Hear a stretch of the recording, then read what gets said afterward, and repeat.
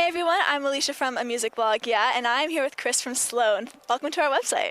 Thank you for having me. It's our pleasure. So I just want to say you soon release Commonwealth, your 11th studio record. So while in the studio, what were just some of the highlights that you had recording this new album? Well, I don't know how different the process was, although what we normally do is we have four songwriters and we sort of share the real estate of any given album sort of as equally as we can. And in a double, we have made a double record before, but usually when we make records, we sort of do songs, do the records in a compilation style. It'll be Andrew, then me, then Patrick, then Jay, then me, then Patrick. And this time, what is going on sequentially is each of us gets a whole side of the record. So it's like four solo EPs kind of thing. Mini albums. For mini albums. And so for the first time, we were able to sort of like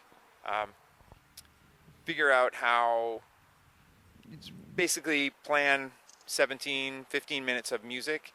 And because prior to that, all we had ever done is like you have a song, you don't know what's coming before or after.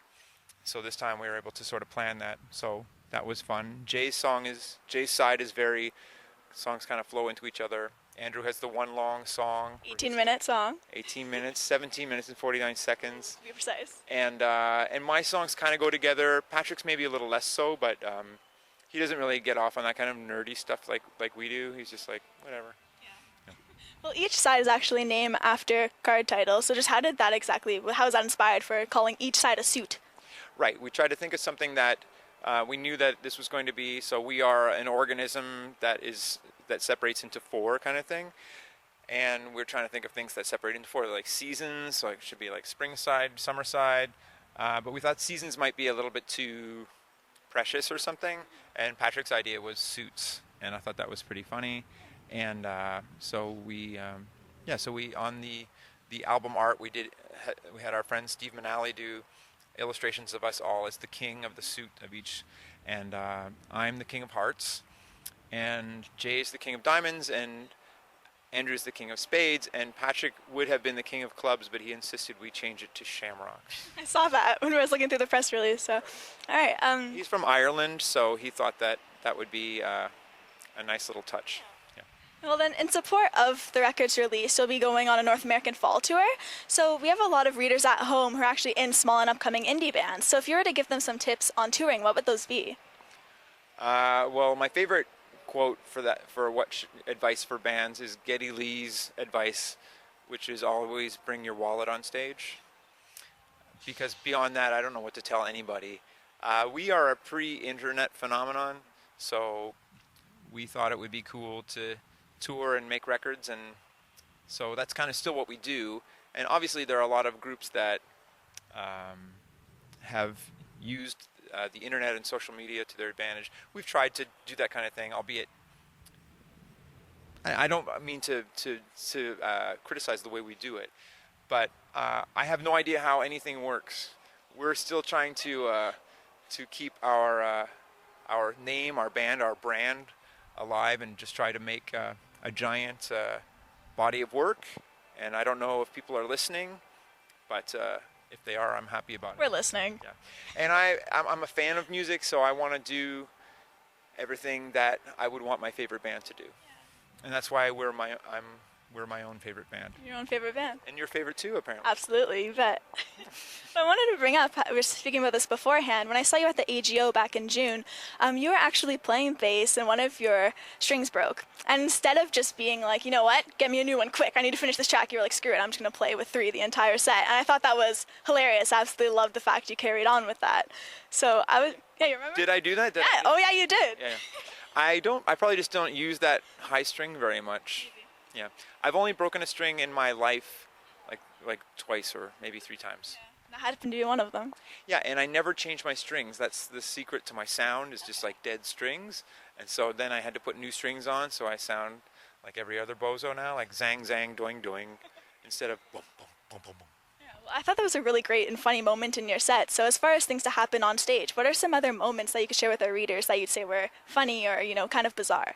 Well, I was mortified one time. I was stage diving, which I am less liable to do these days, and my shirt was ripped off me, so I was shirtless, and I'm rarely shirtless, and I'm disgusting shirtless, so it was mortifying beyond. And so I got back on the stage and ran behind the stage with no shirt on and hid there until someone brought me a shirt. Really? You just hid there? It was awful. We were doing a shtick where on Patrick's birthday, we're all kind of fall babies, like Patrick's September, Jay's October, I'm November, and Andrew's also November. So we're often touring then, so we often are playing on our birthdays.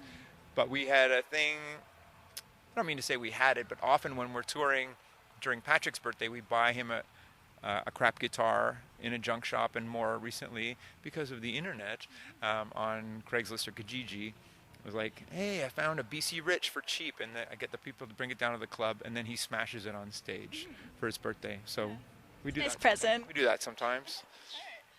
It was a sin though, because a BC Rich is like a heavy metal guitar that from the 80s. It's kind of like a tacky guitar, and so the person who owned it was selling it, and so we were saying, can we buy it off you, but we're gonna destroy it. And so we felt kind of bad about it. So the person was like, okay, this is a guitar that I've played for however long, and so but yeah, we smashed it. It was pretty fun. All right. Yeah. Awesome. Well, being that we are at Edgefest today, and you're soon going to be hitting the stage, we wanted to ask you if you could create your own festival lineup, where would it take place, and who would be part of this? It is weird that you ask that, because 19 years ago this month, we played here in the Molson Amphitheater, and we essentially curated the whole day, and it was our breakup show. It was August 1995, and it was to be our last show ever. Wow. And the bands on that were the Super Friends, Hardship Post, Thrush Hermit, maybe Jail, I'm not sure, like Stinkin' Rich, who went on to become Buck 65. Plum Tree, I think. A lot of the Halifax bands that we came up with, they all came up, and there were a lot of people here. Like, I don't know how many this holds, 16,000 or something. Yeah. I don't know if there were that many people here, but let's just say we haven't played here since. Or we have, but we haven't headlined. Yeah. But it was a really fun show. We also one time curated a show on Toronto Island in 2004 or 5, and Jay kind of curated it, and basically everybody who was on the show went on to become really big. Okay. And one of the first bands on was Arcade Fire. Oh, well, there you go. I think pretty big works, right? They're doing okay. Arcade Fire. So now we're just at the last question, where I want to ask, what would you say is the best part about being in Sloan? I mean, you've had over 30 singles, 11th record coming out, so what's the best part? Well, kind of what you just said. I am able to work and pay for my mortgage with a job that's awesome, and